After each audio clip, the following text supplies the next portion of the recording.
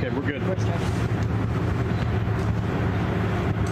Today, I'm proud to become the first sitting American president to visit the Amazon and proclaim the first International Conservation Day, reflecting all that it takes as a stake in the fight against climate change and honoring the power and promise of conservation work.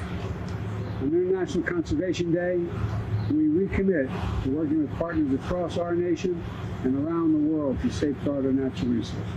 I'm now going to sign it.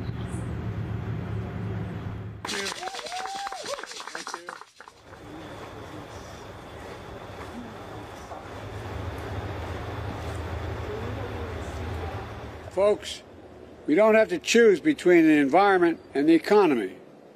We can do both. We've proven it back home.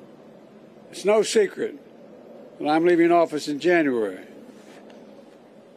I will leave my successor and my country in a strong foundation to build on if they choose to do so. It's true, some may seek to deny or delay the clean energy revolution that's underway in America.